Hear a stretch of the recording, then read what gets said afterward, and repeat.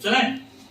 नमस्कार दोस्तों, मैं दुर्गेश त्रिपाठी अपने YouTube channel study with DK sir पे आप लोगों का स्वागत करता हूं। जैसा कि आप सभी जानते हैं कि मैं प्रतिदिन कक्षा 9 से 12 तक के विज्ञान विषय का प्रत्येक टॉपिक पे एक एक वीडियो लेकर आता रहूंगा। आज मेरा टॉपिक है पार्ट्स ऑफ फ्लावर, पुष्प के विभिन्न भाग। आगे बढ़ने से पहले आप मेरे YouTube channel study with DK sir को सब्सक्राइब करें तथा वीडियो को लाइक और शेयर करें। जैसा कि आप सभी जानते हैं कि जो पुष्प है यह पौधे का एक महत्वपूर्ण भाग है। पौधे में जड़ होता है, तना होती है, पत्ती होती है, पुष्प होती है, फल होते हैं, बीज होते हैं। तो पुष्प जो है एक महत्वपूर्ण भाग है जो सेक्सुअल रिप्रोडक्शन का पार्ट है, लैंगिक जनन का पार्ट है। आज हम इसके विभिन्न भागों के बारे में विस्तार से चर्चा करेंगे, जिसमें आप ये पुष्प, ये इसके सजीव चित्रण के लिए मैंने एक पुष्प भी ले रखा है, जिसमें आप देख रहे हैं कि ये इसमें बड़ा हुआ भाग जो ये वाला पार्ट होता है, जिसमें आप फिगर में भी देख सकते हैं, इसको हम पेंसिल या पुष्प वृंत कहते हैं।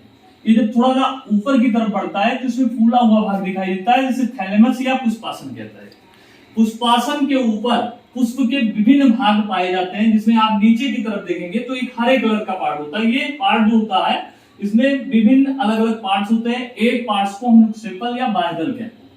इसका काम क्या होता है कि कली की अवस्था में जब फूल खिला नहीं होता है तो ये पूरे फ्लावर को प्रोटेक्ट किया रहता है, मतलब उसको सुरक्षा करता है, और जब फूल खिल जाता है तो ये नीचे की तरफ आ जाते हैं। आगे आप देखेंगे कि इसमें कलर वाला भाग है, जैसे ये पार्ट्स आप देख रहे हैं फिगर में, ये देखिए ये जो पूरा बनाया गया है इस तरफ से, ये कलर वाला पार्ट्स होता है।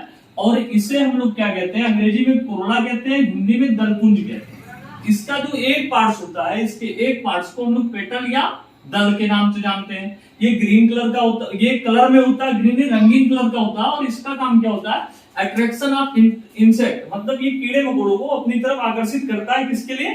पॉलिनेशन के लिए।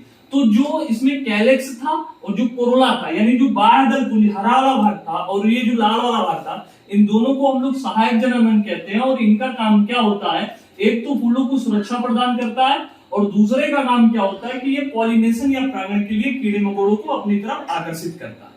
तीसरे पार्ट की अगर हम लोग चले तो पुष्प में एक और भाग होता है जिसे पुमंग कहा जाता है, पुमंग, और इसकी अंग्रेजी होती है एंड्रोसियम। इसको इंग्लिश में एंड्रोसियम के नाम से जाना जाता है। और ये पुष्प का नर भाग होता है, इसको हम लोग पुष्प का मेल पार्ट के नाम से जानते हैं। ये पुष्प का नर भाग होता है। ये भाग क्या होता है, अगर इसकी एक इकाई के बारे में बात किया जाए, इसकी एक इकाई जो होती है, इसके एक इकाई को हम लोग पुंकेसर कहते हैं। क्या कहते हैं? पुंकेसर कहते हैं। अगर वहां से हम लोग पुंकेसर, जैसे कि यहाँ दिख रहा है पुंकेसर को हमने यहाँ पे बनाया, अगर इसको इधर बाहर करके देखें, इसके बारे में स्टडी करें थोड़ा सा पुंकेसर के बारे में बाहर की तरफ, तो इसकी संरचना कुछ इस प्रकार की होती है। अगर ये ऊपर का जो फूला हुआ भाग आपको दिखाई देता है, इस भाग को हम लोग क्या कहते हैं, परागकोश कहते हैं। क्या कहा जाता है इसको? परागकोश। इस भाग को हम लोग क्या कहेंगे? परागकोश। इसकी अंग्रेजी क्या होती है? एंथर। इसे हम लोग किस नाम से जानते हैं? एंथर के नाम से जानते हैं।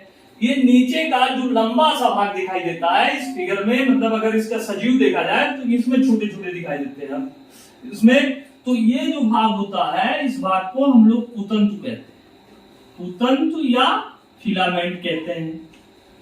इस भाग को हम लोग पुतंतु या फिलामेंट के नाम से जानते हैं। अब ये जो परागकोश होता है, इस परागकोश के अंदर परागकण का निर्माण होता है। परागकोश के अंदर परागकण का निर्माण होगा, और परागकण को हम लोग पॉलन ग्रेन के नाम से जानते हैं। ये जो परागकण है इसको हम लोग पॉलन ग्रेन के नाम से जानते हैं। फिर से एक बार देखिए पुनः कि जो यहाँ पे हरे कलर का भाग आपने देखा था, ये हरे कलर का भाग सेपल या बायदल का होता है। इसको अगर समूह में है तो कैलेक्स कहते हैं। दूसरा जो रंगीन पार्ट है समूह में है, कोरोला कहते हैं। उसके एक पार्ट को हम लोग पेटल या दल कहते हैं।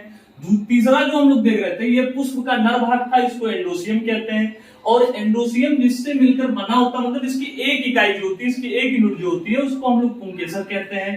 पुंकेसर में ऊपर फूला हुआ भाग होता है, इसको परागकोश या एंथर कहा जाता है। नीचे एक डंडा सादृश संरचना होती है, पतले से भाग होता है, जिसे पुतंतु या फिलामेंट कहते हैं। और परागकोश के अंदर परागकण का निर्माण होता है। और ये जो पुमंग है ये पुष्प का नर भाग होता है। और दूसरा अगर देखेंगे, इसके आगे की तरफ चलेंगे, जो चौथा चक्र इसमें होता है उसको जयांग कहा जाता है, जयांग या गैनोसियम। अगर इसका नाम देखें तो इसे जयांग या इसकी अंग्रेजी होती है गायनोसियम, इसको गायनोसियम कहते हैं। और गायनोसियम जो एक इकाई होता है, मतलब ये जिससे निर्मित होता है उसको अंडक कहते हैं। अंडक या इस चीज को हम लोग कार्पल के नाम से जानते हैं, अंडक या कार्पल। अब अंडक या कार्पल की संरचना को अगर देखें तो उसकी संरचना कुछ हमको इस प्रकार की दिखाई देती है। अगर इसको बाहर निकाल करके स्टडी करें हम लोग तो इसकी संरचना कुछ इस प्रकार की दिखाई देती है, क्योंकि थोड़ा सा मतलब ये हमारा बड़ा हो गया है। ये जो संरचना दिखाई देता है इस प्रकार की दिखाई देती है। अब इसमें जो सबसे ऊपर का भाग होता है, ये वाला भाग, ये वर्तिकाग्र कहलाता है, वर्तिकाग्र कहलाता है। और इसके जो ये बीच वाला भाग होता है इसको हम लोग वर्तिका कहते हैं। और ये जो नीचे फूला हुआ भाग होता है इसको हम लोग अंडाशय कहते हैं, अंडाशय। चूंकि हम लोग विज्ञान पढ़ते हैं तो विज्ञान मैक्सिमम अंग्रेजी शब्दों को सीखना आवश्यक होता है, हिंदी शब्दों में आगे चल करके इसका कोई उपयोग नहीं रह जाता है।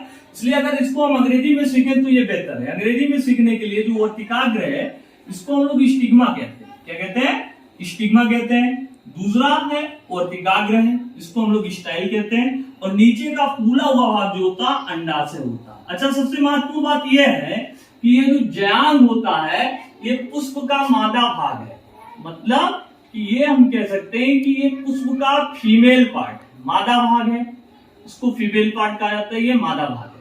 अब इसमें ये मादा भाग में 3 भाग होते हैं, जो कार्पल है या अंडक है इसमें 3 भाग होते हैं। सबसे ऊपर का भाग वर्तिकाग्र या स्टिग्मा है, बीच का भाग वर्तिका या स्टाइल है, नीचे का भाग अंडाशय है। अंडाशय के अंदर अगर यहाँ पे देखेंगे अंडाशय के अंदर तो इस प्रकार की संरचना पाई जाती है जिसे हम लोग बीजांड के नाम से जानते हैं। इसको हम लोग बीजांड कहते हैं। और बीजांड जो होता है बाद में बीज में परिवर्तित होता है। तो जैसा कि आप सभी एक बार पुनः रिवीजन कर लेते हैं इसके बारे में कि ये एक पुष्प है, पुष्प में नीचे एक डंठल सादृश संरचना है जो प्लांट के तने से जुड़ा रहता है, जिसे पेट्सिल या पुष्पवृंत कहते हैं। इसके ऊपर जिसके पुष्प के सभी भाग स्थित होते हैं उसको पुष्पासन या थैलेमस कहते हैं। आगे ग्रीन कलर का भाग होता है जो कली अवस्था में पुष्प की सुरक्षा करता है, उसको कैलेक्स या बाह्यदल पुंज कहा जाता है। उसकी एक इकाई को बाह्यदल या सेपल कहते हैं। फिर ऊपर की तरफ चलेंगे तो यहाँ रंगीन भाग होता है, जैसे ये वाली भाग है, तो इस रंगीन वाले भाग को हम लोग क्या कहते हैं? दलपुंज या कोरोला, इसकी एक इकाई को पेटल कहते हैं। फिर आगे की तरफ चलेंगे तो इसमें नर भाग होता है जिसे एंडोसियम या पुमंड कहा जाता है, उसकी एक इकाई को पुंकेसर कहते हैं। पुंकेसर में 2 भाग होते हैं, ऊपर फूला हुआ भाग जो है वो प्राककोश कहलाता है, या पॉलन सैग उसको भी कह सकते हैं, या एंथर कह सकते हैं। और नीचे का जो भाग होता है वो फिलामेंट या पुतंत्र कहलाता है। एंथर के अंदर प्राककण का निर्माण होता है।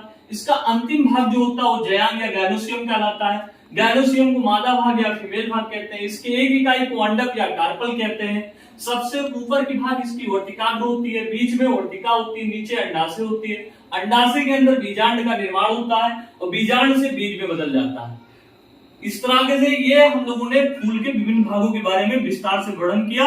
और जो भी था इस वीडियो में आपको जैसा भी समझ में आए वीडियो को सब्सक्राइब करें और लाइक करें और शेयर करें। धन्यवाद।